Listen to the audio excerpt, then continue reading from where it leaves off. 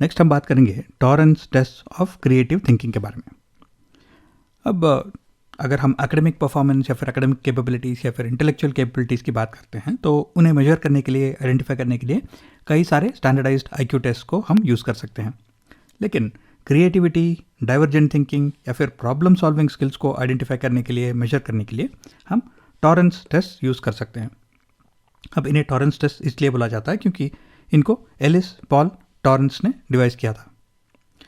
अब आपको Torrens test के डिटेल्स के बारे में जानना ज़रूरी नहीं है, लेकिन इसके बेसिक्स के बारे में आपको जानना चाहिए क्योंकि एग्जाम में क्वेश्चंस कुछ इस तरह से पूछे जा सकते हैं, जैसे कि Torrance test measure which of the following, यानी इनमें से कौन से चीज़ों को टॉरेंस टेस्ट मेजर कर सकते हैं। तो आंसर में क्रिएटिविटी हो सकता है, या फिर डाइवर्जेंट थिंकिंग हो सकता है, या फिर प्रॉब्लम सॉल्विंग स्किल्स हो सकते हैं, या फिर कुछ टेस्ट का नाम देके हमें पूछा जा सकता है कि इनमें से कौन सा टेस्ट जो है वो क्रिएटिविटी, डाइवर्जेंट थिंकिंग या फिर प्रॉब्लम सॉल्विंग स्किल को मेजर करता है। तो आंसर होगा टॉरेंस टेस्ट। अब टॉरेंस टेस्ट में कुछ एक्टिविटीज़ दिए जाते हैं टेस्ट टेकर को। ये वर्बल टास्क या फिर वर्बल एक्टिविटीज़ हो सकते हैं, या फिर नॉन वर्बल टास्क या फिर नॉन वर्बल एक्टिविटीज़ हो सकते हैं।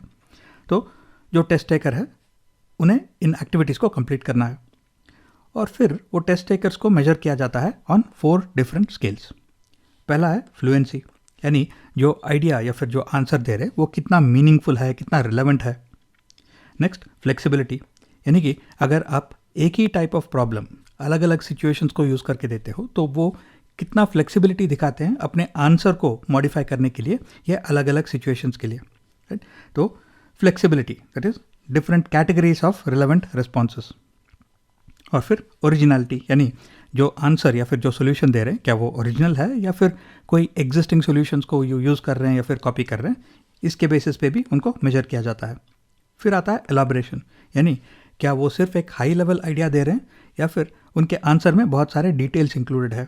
तो ये भी एक स्केल होता है जिनके ऊपर उनको मेजर किया जाता है। तो इसका मतलब है कि जब टेस्ट टेकर्स ये सारे टेस्ट कंप्लीट करते हैं तो उनको ये 4 पैरामीटर्स के ऊपर उनको रैंक किया जाता है, और उसके बेसिस पे उनका क्रिएटिविटी, डाइवर्जेंट थिंकिंग और प्रॉब्लम सॉल्विंग स्किल्स को हम मेजर कर सकते हैं या फिर आइडेंटिफाई कर सकते हैं। अब टॉरेंस टेस्ट जो है वो बहुत ही रिलायबल होते हैं for measuring this creativity, divergent thinking और प्रॉब्लम सॉल्विंग स्किल्स, क्योंकि इनको कई सालों के ऊपर टेस्ट किया गया है और इनको बार बार प्रूव किया गया है। जैसे कि एक टेस्ट में मिनेसोटा जो है यूएस में, तो 1958 में एक group of elementary school children को ये टॉरेंस टेस्ट जो है वो एडमिनिस्टर किया गया था।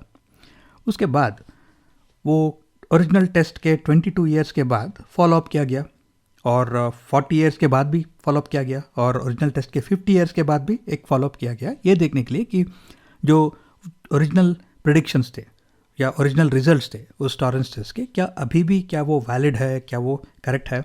तो इस तरह से कई लॉन्ग टर्म स्टडीज़ भी किए गए हैं ऑन टॉरेंस टेस्ट, जिसके थ्रू ये प्रूव किया गया है कि टॉरेंस टेस्ट जो है वो बहुत ही रिलेवेंट होते हैं, बहुत ही रिलायबल होते हैं। तो इस तरह से टॉरेंस टेस्ट को हम यूज़ कर सकते हैं for measuring creativity, divergent thinking and problem solving skills.